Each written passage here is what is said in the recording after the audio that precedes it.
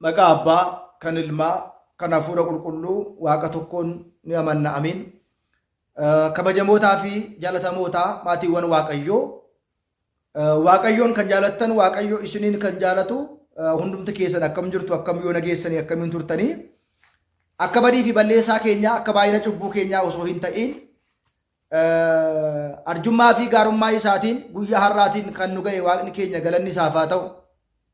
Akka fedhaa fi jaalala Waaqayyootti barnoota keenya kutaa 38ffaa keessatti yeroo baay'ee komii karaa amantootaa dhiyaatu hambisuudhaaf jecha abbaa gaabbii jijjiiruu dandeenya moo jijjiiruu hin dandeenyu? Abbaa gaabbii keenya jijjiiruu kan dandeenyus yoom maal ta'edha? Isa jedhu barnoota keenya kutaa 38ffaa keessatti guyyaa har'aa kana waliitiin baranna. Anaaf dubbattii afaanii isin immoo gurratti hin dhageessan, qalbii ittiin qalbeeffattan Waaqayyoon hunduma keenyaatiif haa kennu. Egaa yeroo baay'ee komiin karaa kiristaanotaa yookiin amantootaa dhiyaatu abbaan gaabbii koo nan barsiisne, abbaan gaabbii koo nan hin gorsine, abbaan gaabbii koo homaa naaf hin goone, ani garuu seera abbaa gaabbii kootiif barbaachisu hunda guuteera, fannoo biteera. Inni kun dirqama ta'uu baatullee fannoo biteera, qoobii biteera, kaabbaa biteera. Asirratti ilmoon ofii waan fedha ishii, waan fedha isaa abbaa isaatiif gochuu danda'a. Eebba abbaa isaa irraa argachuudhaaf jecha. Abbaa foonii keenyaatiif akkuma Esaawun abbaa isaatii bosona deemee adamoo adamsee yaa ilma koo otoon hin du'i nyaadhee akkan si eebbisuudhaaf gara bosonaa deemiitii wanta nyaadhu naaf dhiyeessi jedhee Yaaqoob Esaawun akkuma itti dubbate abboolii keenyaatiif waan dandeettii keenyaa, waan fedha keenyaa fannoo bituu fi masqalii bituu fi kaabbaa bituu fi gaabii bituu fi shaashii bituu fi waan barbaachisu gochuu fi cubbuun qabu. Kana gaafa goonu immoo dirqama miti. Jaalala keenyaan fedha keenyaatiin abbaa gaabbii keenya waan gochuu fi qabnu, waan dandeenyu, waan fedha keenya yoo goone hammeenya hin qabu jecha. Garuu amma komiin yeroo baay'ee amantoota biraa karaa mana kiristaanaa ka'u abbaan gaabbii koo na hin gaafatu, abbaan gaabbii koo na hin barsiisu, abbaan gaabbii koo homaa naa gochaa hin jiru, abbaan gaabbii koo naa gaafachaa hin jiru. Bargit abbaa gaabbii gaafa qabannu abbaan gaabbii keenya qofa akka nu hordofu eeguun nurra hin jiru. Ilmoon gara abbaa dhaqxee gaafachuu qabdi. Yaa abbaa koo maalirra jirtu? Jajjabaattu? Tajaajilli akkamii? Wanti sin rakkisu maalidha jennee abbaa gaabbii keenya yoo gaafanne cubbuu hin qabu. Abbaan gaabbii keenyas nun gaafatu.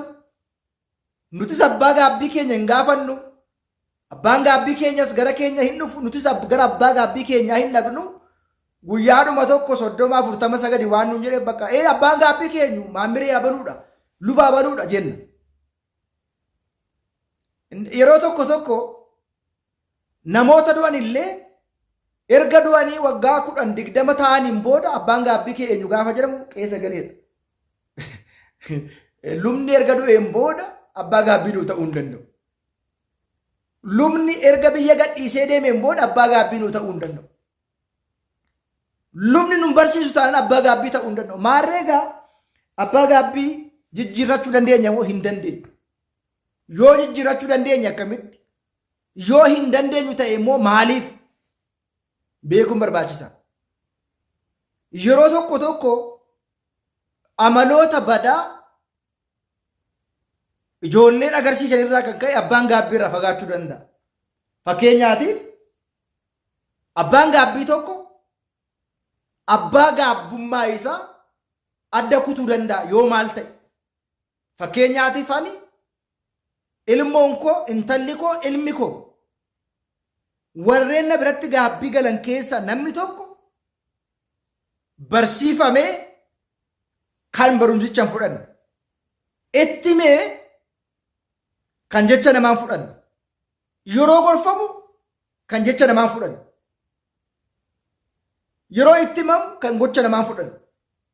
Nama yeroo hundumaa deddeebisee kaleessa barsiisee kaleessa gorsee gaabbii kenneefi har'as deebisee cubbuudhuma sanatti himu sana jijjiirama amalaa nama hin finne abbaa gaabbii ta'uuf hin barbaadu.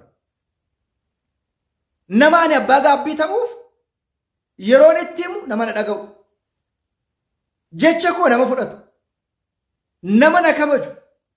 Anis nama isa kabaju. Yeroo tokko tokko tuffii maal inni soo namu maani soo namu maal rakkoo qaban eesiidha baay'ee akkuma kooti rakkoo maal qaban inni akkuma koo ati soo maani namadha rakkoo maal qabatis namadhaanis namadha maal wal caallamo jechuun of tuulummaatiin kan. Kanaaf gaamma abbaa gaabbii nuti jijjiiruu dandeenyu tokko yoo du'aatiin adda ba'e lubbuun hin jiru yoo ta'e abbaa gaabbii dirqama jijjiirran. Lama yoo nurraa fagaatee gara biyya fagoo yoo deeme abbaan gaabbii keenya hin jijjiirran. Sadi abbaa gaabbii dantaa nuuf hin qabne faayidaa qofaa nurraa barbaadu. Luboonni qarshii baran jiru yeroo hundumaa nurraa waa argatu faayidaa argatu qarshii argatu nuun garuu dhimma nuun qaban. Warri callisanii yeroo hundumaa sinirraati qarshii qofa barbaadan abbaa gaabbii sinii ta'uun barbaadan isaan naggaadota daldaaltota faldaaltota waan ta'aniif. Abbaan gaabbii yeroo hundumaa qarshii birrii kan gaafatan jiru tokko jiru rakkisaa ta'e amma baraa kana keessa. Gaabbii gaafa nuti itti bachuudhaaf qarshii amma kana kaffalii. Gaafa nuti waa'ee soomaa sagadaatti himnu bakka cubbuun kee har'aa qabee rakkoo hin qabu sirraatii haqa maatii qarshii amma kana kaffalii. Cubbuu qarshiitti kan jijjiiranis jiru. Birrii amma kana kaffalii bakka har'aan booda ati cubbuu kee irraa dhiqamteetta kan jedhanis jiru. Kanneen akkasii kana luba tajaajila dhugaaf dhaabatee fi luba qarshii fi dhaabate adda baasuudha. Warri qarshiifis hin barbaadan isaan abbaa isinii ta'uu hin danda'an. Warri qarshii yeroo hundumaa isin gaafatan isinirraa fudhatan abbaa gaabbii isinii ta'uu hin barbaadan.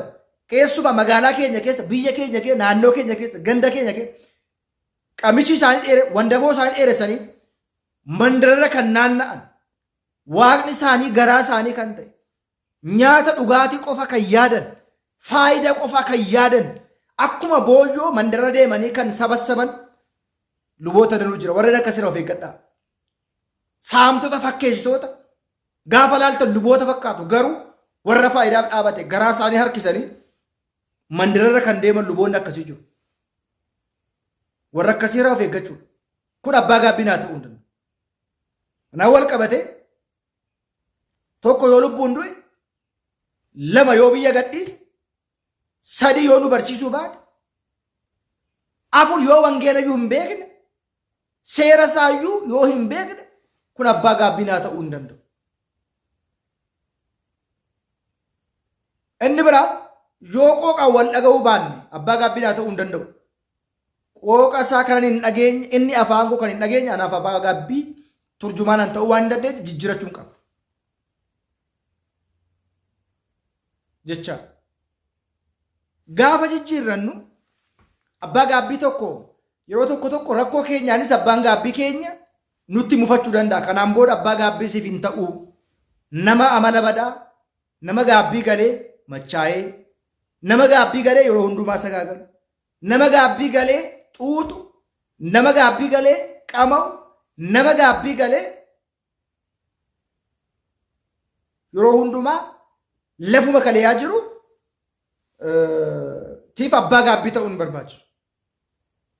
Kanadha yoo du'e yoo biyya gadhiise yoo na barsiisuu baate yoo hubannoo qooqaa gaabbii qabaachuu qaba yoo na barsiisuu baate yoo qooqa isaa dhaga'uu baate abbaa gaabbii koo nan jijjiirran. Egaa isaan kana keessatti immoo wanti ta'u hundumaa jaalalaan wanti hundumtuu jaalalaan haa ta'uu jedha. Wanti hundumtuu jaalalaan haa ta'u jibbiinsaati otoo hin ta'in. Abbaa gaabbii jijjiiruu barbaadu yaa abbaa koo hamma ammaatti na tajaajiltaniittu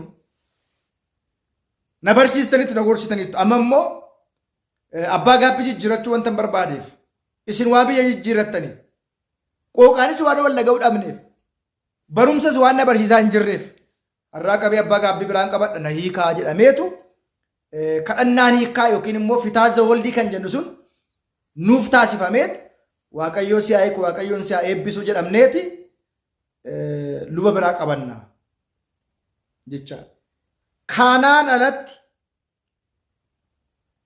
alatti abbaa gaabbii ofii jijjiiruun geeddaruun hin danda'amu jecha. Kanaan alatti hiyyeessa jennee godeessa jennee abbaa gaabbii ofii jijjiiruun tasumallee hin danda'amu. Inni biraan abbaa gaabbii jijjiirrachuu kan dandeenyu amantoota ija walqixaatiin kan hin laalle magaalaa keenya keessa namoonni akkasii jiru. Sooressa harka lamaan kan dhungachiisan hiyyeessa immoo kan jedhan. Mana sooressaa yeroo hundumaa kan deeman mana hiyyeessaa immoo gaafa waamaman illee kan hin dhaqne jiru magaalaa keenya keessa. Mana sooressaa yoo dhaqan nyaata gaarii argatu, kabaja gaarii argatu, qarshii gaarii argatu. Mana hiyyeessaa yoo dhaqan immoo raafuu jira waan ta'eetiif mana hiyyeessaa kan hin deemne jiru. Waa baay'ee jira taajjabbii waa'ee gaabbii keessa nama baay'ee argaa jira. Mana sooressaa gaafa deeman qarshii 200 300 xuurratu. Mana hiyyeessaa gaafa dhaqan immoo humtuu hin jiru. Akaawwii boqqolloo jira waan ta'eedhaaf mana hiyyeessaa baqatu. Warreen akkasii kun abbaa gaabbii nuu ta'uu hin qaban. Magaalaa kee deemanii garaa isaaniitiif kan dhaabbatan, nyaata dhugaatii qofaatiif kan dhaabbatan, namoota ija tokkoon kan hin laalle, namoota hunda walqixa kan hin laalle, namoota hunda ija tokkotti kan hin laalle, luboonni akkasii jiru. Isaan kun lubbuu keenyaaf wabii abbaa gaabbii nuu ta'uu hin danda'anii jijjiiruu qaba. Namni ija Kiristoos fuulduratti hiyyeessis, soores, beekaa, wallaala, godees, bareedaa, dhibamaa, fayyaan ija tokkoon ilaalamuu qaba. Namoonni keenya garuu mana sooressaa yeroo hundumaa deemu, mana yoo sooressaa yeroo hundumaa dhaca'u, ijoollee sooressaa yeroo hundumaa dhaqanii ilaalu. Hiyyeessoo gaafa dhungachiisan illee irraa siqanii akkatti fannooti jedhanii sooressoo gooftaa koo kabajamuu abbaa gulu koomna jedhanii dhukarratti kufu. Fakkeessoonni akkasii kun hin barbaachisanii. Barnoota keenya kutaa 39 keessatti abbaa gaabbii qabanneerra, waa'ee barnoota ilaalleerra, akkamitti cubbuu keenya himannaa,